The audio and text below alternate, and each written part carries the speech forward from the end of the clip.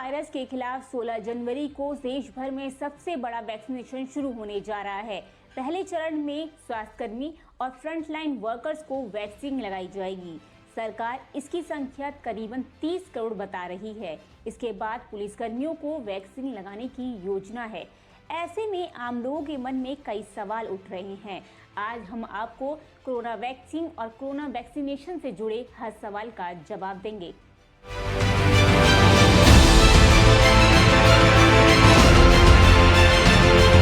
तो ऐसे में पहला सवाल ये है कि आम लोगों को वैक्सीन कब लगाई जाएगी। केंद्र सरकार और स्वास्थ्य मंत्रालय की ओर से ये साफ कर दिया गया है कि पहले चरण में स्वास्थ्यकर्मियों और फ्रंटलाइन वर्कर्स को ही वैक्सीन दी जाएगी, जिनकी संख्या करीबन 30 करोड़ है। लेकिन फिलहाल आम लोगों को वैक्सीन के लिए थोड़ा इंतजार करना होगा। इसके साथ ही ये भी साफ हो गया है कि वैक्सीन को किसी निजी अस्पताल में लगाने की इजाज़त फिलहाल नहीं दी जा रही है। सरकार वैक्सीन के काम को अपनी देखरेख में ही अंजाम देगी। कोरोना वैक्सीन लगवाने के लिए क्या करना होगा? कोरोना वायरस से बचाव के लिए टीका लेने के लिए सभी को पहले पंजीकरण कराना होगा। पंजीकृत लोगों को ही टीका लगाया जाएगा। फिलहाल आम लोगों को वैक्सीन के लिए पंजीकरण नहीं करा सकते हैं, क्योंकि अभी तक इस तक पहुंच अधिकारियों के पास ही है।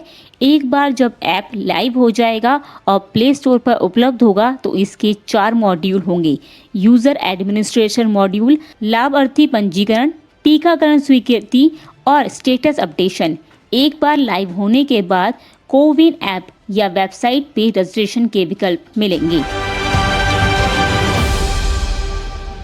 कोरोना वैक्सीन के लिए कैसे करेंगे पंजीकरण? कोविन ऐप लाइव होने के बाद आप उसे डाउनलोड कर रजिस्ट्रेशन करा सकते हैं।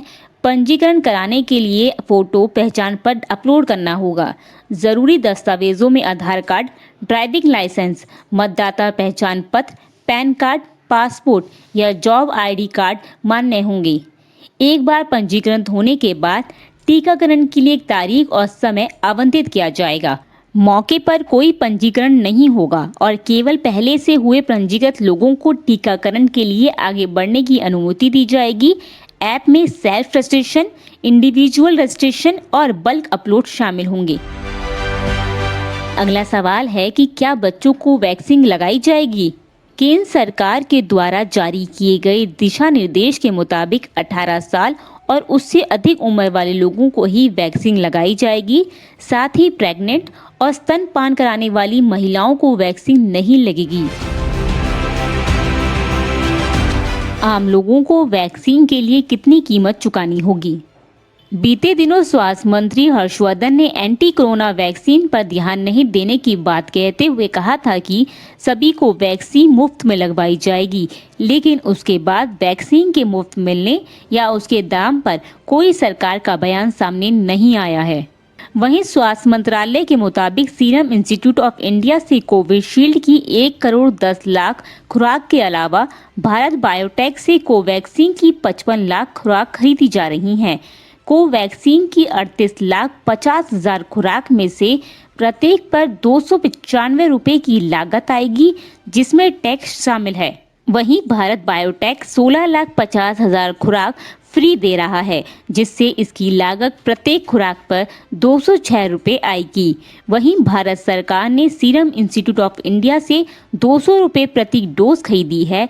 इस वैक्सीन की 200 रुपए कीमत में टैक्स शामिल नहीं है। कोविशील्ड की कीमत भारत में टैक्स लगाकर 210 रुपए है। क्या हर किसी के लिए वैक्सीन लगाना अनिवार्य होगा? कोरोना वैक्सीन लगवानी है या नहीं, यह हर किसी व्यक्ति की इच्छा पर निर्भर करेगा, यानी किसी के साथ जबरदस्ती नहीं की जाएगी। लेकिन कोरोना का संकट किस तरह से आगे बढ़ रहा है, ऐसे में स्वास्थ्य मंत्रालय की तरफ से वैक्सीन लगाने की सलाह दी गई है।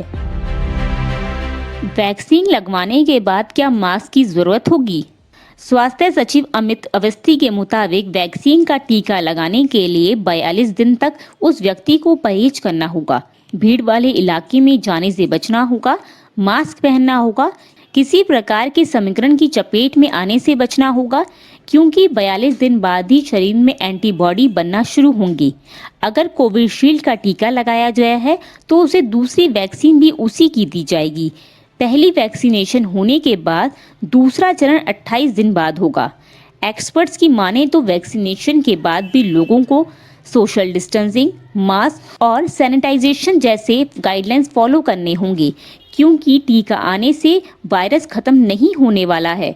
वैक्सीनेशन के बाद लोगों में वायरस से लड़ने की क्षमता विकसित होगी।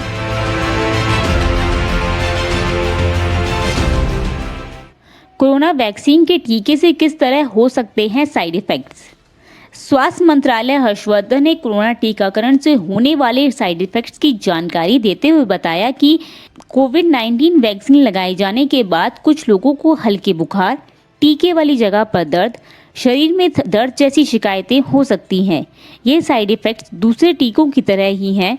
ये दिक्कत कुछ समय में खुद ही दूर हो जाने की उम्मीद है। 16 जनवरी को प्रधानमंत्री नरेंद्र मोदी कोरोना टीकाकरण अभियान की शुरुआत करेंगे।